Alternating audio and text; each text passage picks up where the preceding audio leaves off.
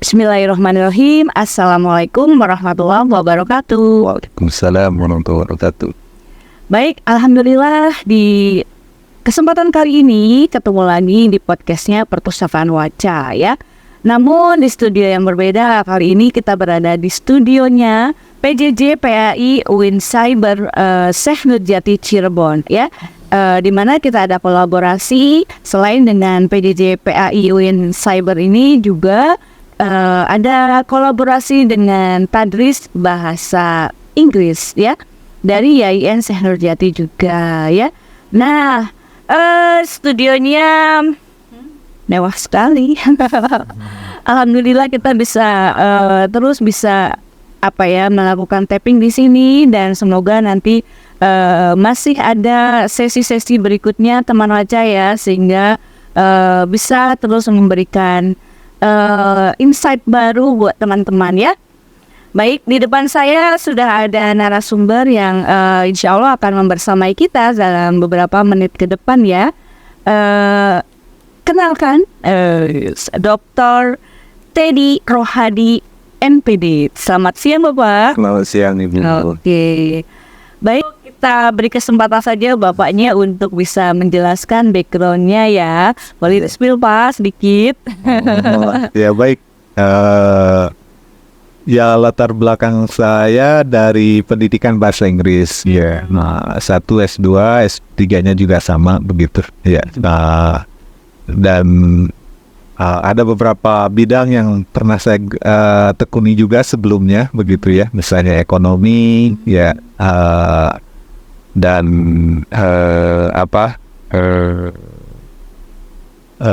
biologi. Karena Inggris, ekonomi, biologi, pintar banget ya. Ya waktu itu kebetulan saja ya, jalan hidupnya masih belum tentu Bu. Ya masih mencari-cari waktu itu ya. Baik teman Waca ya, Pak Dokter ini kita kenal atau kita sebut saja dengan Mr. Teddy lah ya. Baik ya, nanti untuk obrolan berikutnya agar lebih rileks, agar lebih nyantai, agar lebih friendly, kita panggil beliau dengan Mr. Teddy. Oke bisa? Baik. Oke. Teman Waca, hari ini bahasannya tema yang akan kita angkat ya. Tadi sudah coba kita calling. Jadi mau bahas apa kata aku tuh ya. Nah kata bapaknya bilang let's we talk about improve your writing skill. Writing skill ya. Kali ini kita akan bahas tentang writing skill. Gimana sih menulis ya gitu. Setelah beberapa episode sebelumnya kita udah bahas reading, udah bahas speaking, udah keren-keren tuh narasumbernya. Nah kali ini juga nggak kalah keren dong tentunya ya. Mr. Teddy akan membagikan tips dan triknya buat kalian semua, buat teman Waca agar punya kemampuan bahasa Inggris yang utuh ya. Tentu saja di sesi yang menulis bahasan kita kali ini kita akan kupas abis gini ya, gimana tip and triknya. Oke? Baik teman Waca, mulai pada pertanyaan pertama nih ya Pak ya. Menurut Mr. Teddy nih ya, English grammar saat ini ya dan sentence structure itu masih penting gak sih untuk dipelajari untuk situasi saat ini? Karena kan kalau menurut itu relate banget sama English grammar. Memang saat ini kan dengan era digital dan banyak aplikasi begitu yang bisa membantu begitu ya, sehingga kadang-kadang grammar dan vocab itu yang tidak dirasakan sebagai hal yang sulit menjadi hal yang sulit sekarang itu ya. Karena sudah ada banyak aplikasi yang bisa membantu. Tapi kalau kita berbicara penting dan tidak pentingnya, ya menurut pengalaman saya itu sangat penting gitu ya. Saya sudah mengalami perjalanan kurikulum dengan berbagai macam fokus ya, perubahannya dan fokusnya begitu ya. Saya ini produk kurikulum 70-an yang fokusnya pada grammar gitu kan. Sehingga saya bisa merasakan juga waktu itu ya bagaimana guru ya menekankan grammar ya. Tapi pada akhirnya sampai sekarang itu menjadi hal yang Terasa manfaatnya. terasa banyak manfaatnya begitu kan. Ya. Nah, tuh teman Waca ya. Jadi kalau di sekolah lagi sesinya belajar grammar itu jangan lalu menghindar ya. Buktinya Mister tadi mengatakan bahwa akan terasa pada saat sesi menulis nanti itu kerasa banget bahwa mengetahui gramatikal yang baik dan benar, mengetahui struktur kalimat bagaimana dituliskan harus seharusnya. Nah, itu akan berpengaruh kepada pola penulisan. Ya, bukan begitu, Mister ya? Betul. Oke. Lalu gimana nih, Mister ya, belajar grammar yang efektif? Kalau sepengalaman Mister itu gimana? Ya, menurut saya itu kan grammar itu kan aturan ya, pola. Itu bisa kita mulai dengan memahami dan mengetahui pola-polanya, atau juga dibalik misalnya kita banyak membaca baru kita menghubungkannya dengan Pola yang ada. dengan pola-pola yang ada begitu ya. Karena saya produk dengan pola menghafal pola begitu ya. Jadi ya kalau bagi saya harus ada pola dulu gitu kan, baru bisa baru bisa menulis gitu kan. Bisa saya merekayasa membuat kreasi-kreasi kalimat itu kalau saya sudah punya landasan rumus atau pola-pola yang saya pernah ketahui begitu kan. Dan cuma sekarang itu ya apa masih sama kebutuhannya gitu kan ya. Saya kurang tahu ya, tapi saya pernah, karena saya juga punya anak yang usia belajar, usia belajar dan saya mengamatinya begitu ya. Ketika ada tugas dari guru itu kan dia langsung misalnya langsung ngambil chat GPT atau paraphrase atau mungkin Google Translate gitu kan ya. Dan dia tidak lagi ada cross check begitu ya. Jadi dia langsung saja. Tetapi ketika saya lihat kok begini gitu kan ya. Gimana? Hasilnya gimana? Hasilnya ada yang memang pas, ada yang tidak begitu kan ya. Nah, untuk memahami mana yang pas dan mana yang tidak kan perlu kemampuan terhadap pemahaman polanya tadi ya, Mister ya. Pola-pola tadi begitu. Iya. Wow banget nih ya. Jadi masih efektif enggak kalau ya tentunya harusnya sih sangat efektif ya kalau anak-anak mau belajar pola-pola itu dengan benar, dengan runtut ya. Tapi masih ada nggak ya anak saya sekarang yang serius benar-benar mempelajari, menghafal gitu seperti pola kita zaman dulu gitu? Ya, kalau menurut saya sih itu tidak perlu dihafal begitu ya. Tapi tetap pola-pola itu harus diketahui begitu kan, bahwa ada bahwa kalimat itu dihasilkan dari suatu pola begitu kan, meskipun nanti kan diekspresikannya berdasarkan konteks dan tujuan serta makna yang diinginkan, diharapkan begitu. Yeah. Oke, jadi jangan takut dengan pola teman-teman. Betul ya. Baik ya, the next question nih ya, Mister ya. Ketika kita akan menulis ya, seringkali kita kalau menulis dalam bahasa Inggris itu dihadapkan pada, aduh, ini mau nulis apa lagi ya gitu ya. Di mana vocabulary itu tidak berkembang, di mana kemampuan ataupun lag ya gitu sedikit sekali perbendaharaan katanya. Nah, itu ada tips enggak dari Mister untuk bisa strateginya untuk meningkatkan vocab secara efektif? Seperti yang saya tadi sudah katakan gitu kan ya, bahwa grammar dan vocab itu kan hanya tools. Jadi hanya media saja begitu kan ya. Belum ada nuansa-nuansa yang diberikan kepadanya gitu kan ya. Nah, nuansa-nuansa ini baru bisa kelihatan kalau memang sudah ada muatannya, ada message yang Tersampaikan. ada Yang mau disampaikan. disampaikannya. Dan message itu nggak bisa kita peroleh dengan bermimpi atau berharap. Ini itu baru bisa kita peroleh kalau kita banyak membaca begitu kan ya. Jadi ide atau muatan yang nanti kita akan harus ada dalam grammar, pola dan ininya itu ya dari itu. Kalau masalah vocab saya pikir tadi seperti tadi itu ya, kalau misalnya ide kita ada ya, sekarang kan banyak aplikasi yang bisa membantu gitu kan. Ya kalau misalnya kita belum bisa bahasa Inggris ya udah bahasa Indonesia nanti dipakai Google Translate. Dan mungkin juga kalau misalnya masalah ya vocab juga nanti kan tinggal ada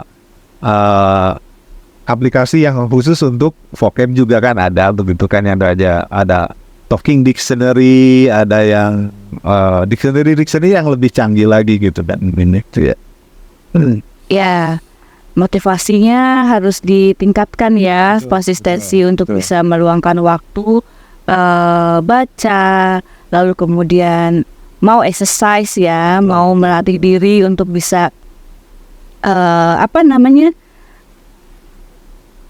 mencari kata yang ya tidak kita ketahui gitu. Betul. Lalu kalau zaman dulu kan saya suka disuruh tuh Mister ya ngapalin kosakata banyak-banyak kan gitu. Sehari sekian itu masih relate nggak dengan anak-anak zaman sekarang gitu ya? Nampaknya untuk memorizing atau rote learning nampaknya untuk diterapkan dengan kondisi siswa yang ada sekarang atau pembelajar sekarang nampaknya tantangannya berat sekali gitu kan ya. Karena mereka akan dengan otak mereka tidak lagi untuk memorizing gitu kan. Jadi mereka dengan jarinya, dengan tangannya itu dengan mudah begitu kan mencari kata-kata itu gitu kan. Yang penting ditekankan adalah kata itu harus dipahami dan artinya mereka harus tahu bahwa kata itu ya punya struktur, punya makna dan punya posisi gitu kan ya, punya posisi atau tujuannya gitu kan, atau kontekstualisasinya di mana gitu kan, akan ditulisnya di mana misalnya. Karena kan kita misalnya kalau menulis ada satu kata misalnya ditulisnya di agama, di konteksnya dalam bidang agama akan berbeda dengan di bidang bisnis dan yang lainnya begitu kan nantimu. Iya betul ya.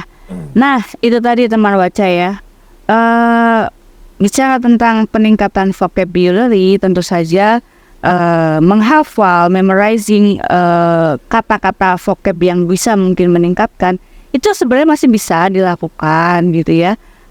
Lebih ke pemahaman konteks, gimana teman baca bisa menerapkan di posisi apa kata itu harus ada, harus bisa ditempatkan dengan posisi konteksnya mau bahas apa. Nah jadi kalau nggak dengan cara membaca lalu kemudian mengerti, memahami isi artinya dulu dan mengingat-ingatnya setidaknya, lalu kemudian mempraktekannya dalam bentuk kalimat dituliskan, ya nggak akan ada nempelnya kayaknya ya misalnya gitu ya. Jadi kalau dengan dipraktekkan, dengan menuliskan kalimat yang atau kata yang sudah kita coba tahu gitu, mungkin akan jadi ada pengalaman di situ dan akhirnya bisa menimbulkan pemahamannya kita bertambah gitu ya Mister ya. Iya.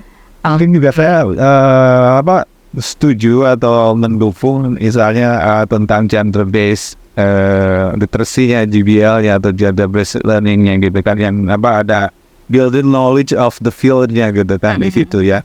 Jadi sebelum apa-apa itu ya harus dibangun dulu gitu kan knowledge tentang, sehingga idenya nanti akan mudah untuk bisa terbangun nanti. Kalau knowledge-nya masih kosong gitu kan, kita mau menggali ide apa gitu kan. Ya, makanya dalam keseharian dalam pembelajaran di kelas itu ya harus ada ya brainstormingnya, harus ada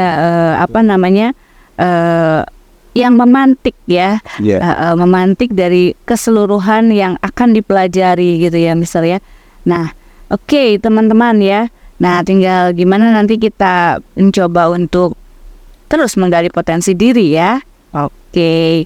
Lalu ketika kita mengasah kemampuan menulis nih, Mister ya, aspek apa aja sih yang pentingnya itu ya? Iya. Saya sebetulnya bukan penulis yang baik begitu. Artinya tipe saya itu bukan tipe yang pandai mengelaborasi banyak begitu.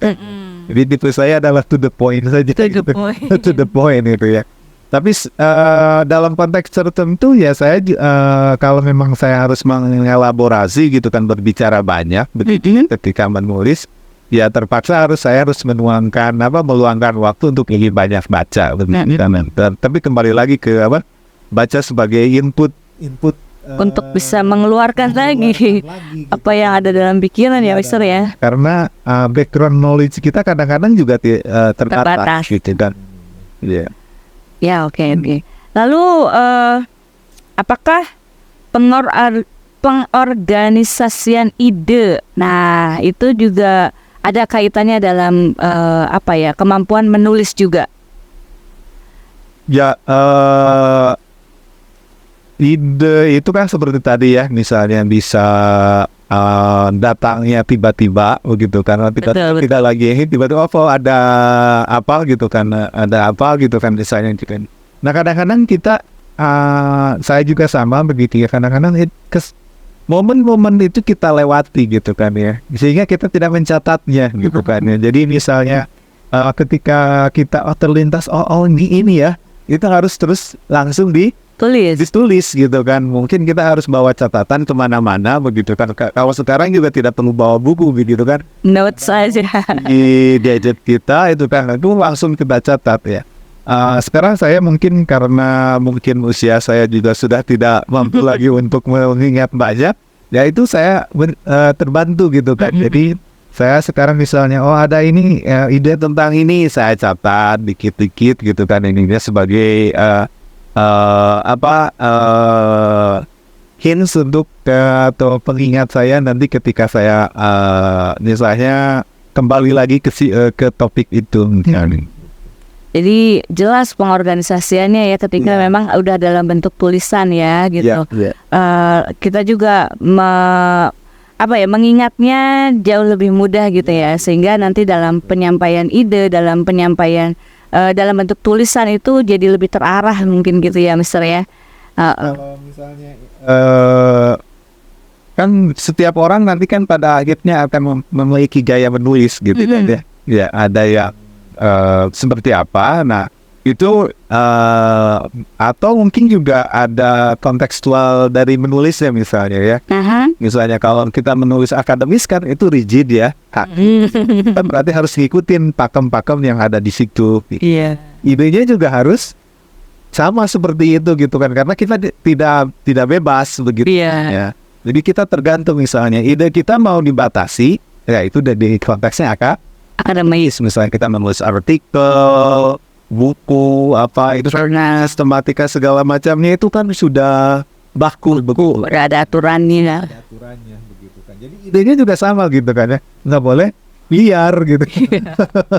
Nah, beda lagi kalau misalnya kalau mau liar, ya itu kita menulisnya dengan konteks yang berbeda. Misalnya dalam fiksi, dalam apa, silakan mau misalnya yang tadinya di akhir jadi di awal, ya misalnya ceritanya tiba-tiba di awal gitu kan, ya itu namanya flashback atau tiba-tiba di tengah kembali lagi ke awal gitu kan. Kalau dalam akademis kan nggak bisa begitu gitu kan, ide itu harus runtut, nanti kita harus sistematis, harus mengikuti aturan yang ada gitu kan. Kalau mau bebas merdeka, silakan Anda menjadi penulis bebas. Jadi ide silakan itu kan, karena ide kan nanti pengembangan ide tergantung kepada genre dari tulisan itu. Ya, kalau yang kita bahas ini kan berarti lebih ke gimana meningkatkan kemampuan menulis dalam bahasa Inggris ya, kan ya. Nah, selain kita juga menambah vocab, lalu kemudian mengenal secara lebih intens ya terhadap pola-pola penulisan ya. Ada hal lain nggak yang terpikirkan yang mungkin itu menjadi idenya Mister gitu, yang bisa diterapkan oleh anak-anak muda zaman sekarang, oleh generasi muda zaman sekarang itu, khususnya untuk anak SMA Asyap nih gitu. Barangkali ada hal lain yang bisa disampaikan?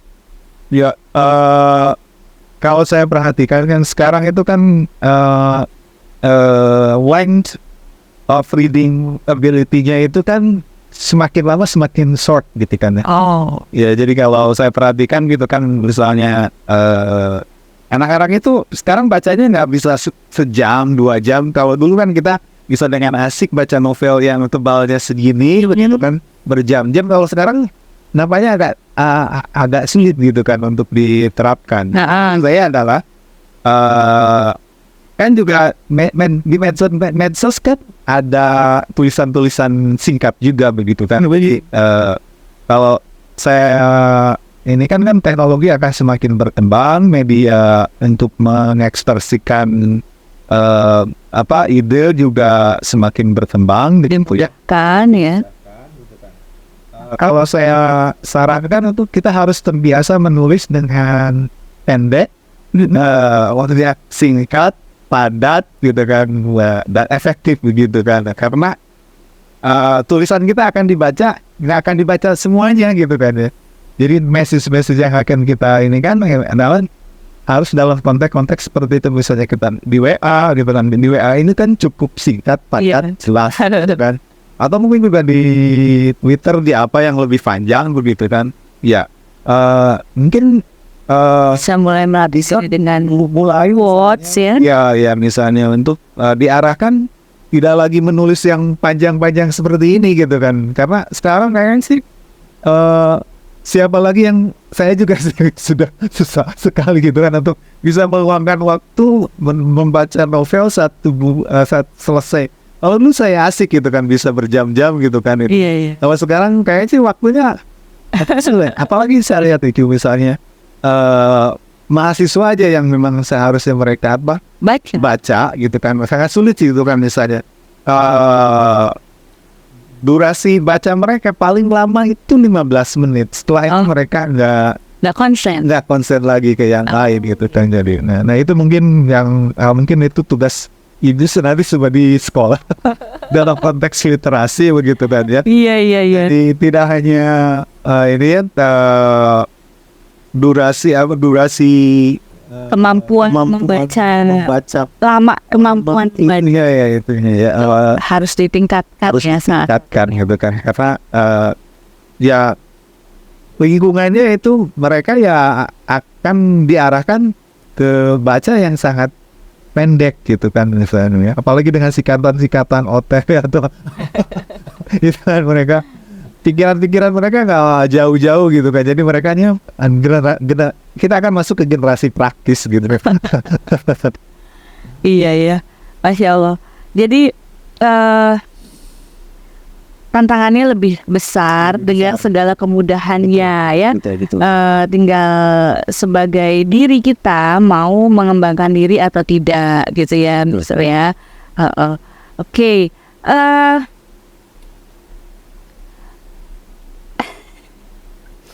Baik teman baca ya, tadi sudah beberapa pertanyaan diungkapkan ya, dan Mr. Teddy mengatakan banyak hal yang bisa dilakukan sebagai generasi muda ya. Tantangan kalian jauh lebih menantang dengan era gadget sekarang, itu gadgetnya yang luar biasa dengan kemudahan akses yang luar biasa. Semoga saja itu menjadi kemudahan akses juga untuk teman Waca meningkatkan kualitas diri ya. Oke, udah di penghujung acara nih ya. Obrolan kita cukup. Nanti kita akan bincang-bincang lagi dengan bahasan topik tema yang lainnya. Semoga bahasan hari ini bermanfaat, ya, membawa pencerahan bagi teman Waca semuanya. Dan terima kasih sekali sudah mau sharing di sini, sudah mau berbagi pengalamannya, ilmunya, dan moga-moga jadi inspirasi buat teman-teman di SMA Negeri 1 Astana Japura untuk bisa terus meningkatkan kemampuan berbahasa Inggrisnya, baik kemampuan, ya khususnya 4 kemampuan dasar ya. Menulis itu yang sedang kita bahas, ya itu hal atau part yang kadang-kadang dirasa sangat sulit ya, tapi kalau mau berusaha, mau diusahakan, ya tentunya itu bisa ya, misalnya. Ada pesan buat teman Waca dari Mister mungkin? Dalam konteks menulis, yang perlu dilakukan adalah menulis. Mulai aja dulu. Satu kata, 2 kata, 3 kata, ya menulis dulu. Karena yang saya rasakan untuk menulis 1 kata aja susah gitu kan. Jadi jadi kalau kita misalnya tidak mulai, ya nggak akan mulai gitu kan ya. Tulislah apa yang kita bisa tulis. Tulislah apa yang bisa kita tulis, mulai aja dulu menulis ya. Setelah tentunya kita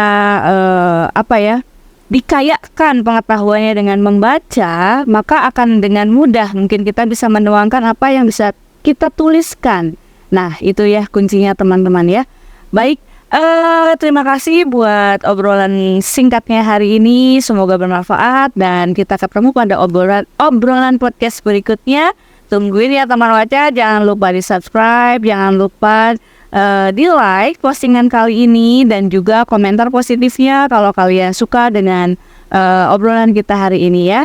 Oke, sampai ketemu pada podcast berikutnya. Oke, saatnya kita mengucapkan tagline kita, Perpustakaan Waca, semua bisa karena membaca. Salam literasi. Terima kasih. Wassalamualaikum warahmatullahi wabarakatuh.